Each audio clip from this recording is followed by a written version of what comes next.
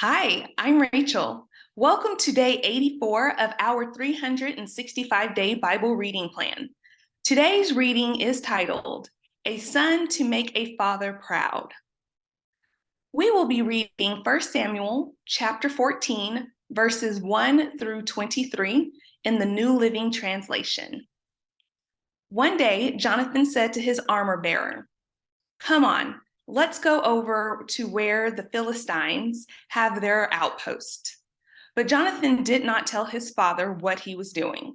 Meanwhile, Saul and his 600 men were camped on the outskirts of Gibeah, around the pomegranate tree at Migron.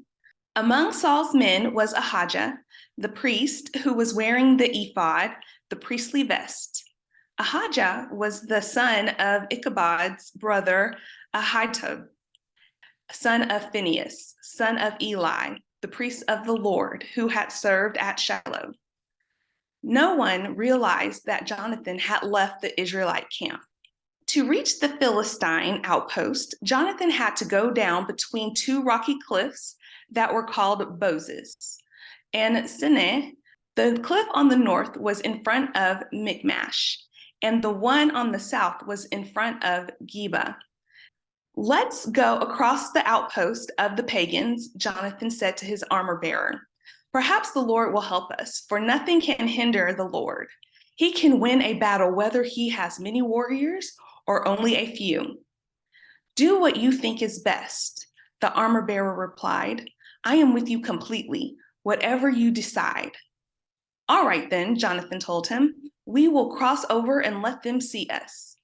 If they say to us, 'Stay where you are, or we will kill you,' then we will stop and not go up to them. But if they say, 'Come on up and fight,' then we will go up. That will be the Lord's sign that he will help us defeat them." When the Philistines saw them coming, they shouted, "Look, the Hebrews are crawling out of their holes." Then the men from the outposts shouted to Jonathan, "Come on up here and we will teach you a lesson." "Come on, climb right behind me," Jonathan said to his armor bearer, "for the Lord will help us defeat them." So they climbed up using both hands and feet, and the Philistines fell before Jonathan, and his armor bearer killed those who came behind them. They killed some 20 men in all, and their bodies were scattered over about half an acre. Suddenly, panic broke out in the Philistine army, both in the camp and in the field, including even the outposts and raiding parties. And just then, an earthquake struck, and everyone was terrified. Saul's lookouts in Gibeah of Benjamin saw a strange sight. The vast army of Philistines began to melt away in every direction. "Call the roll and find out who's missing," Saul ordered. And when they checked, they found that Jonathan and his armor bearer were gone. Then Saul shouted to Ahijah, "Bring the ephod here." For at that time, Ahijah was wearing the ephod in front of the Israelites. But while Saul was talking to the priest, the confusion in the Philistine camp grew louder and louder. So Saul said to the priest, "Never mind, let's get going." Then Saul and all his men rushed out to the battle and found the Philistines killing each other. There was terrible confusion everywhere.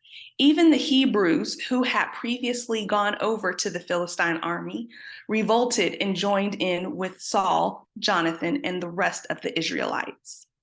Likewise, the men of Israel who were hiding in the hill country of Ephraim joined the chase when they saw the Philistines running away. So the Lord saved Israel that day, and the battle continued to rage even beyond Bethaven.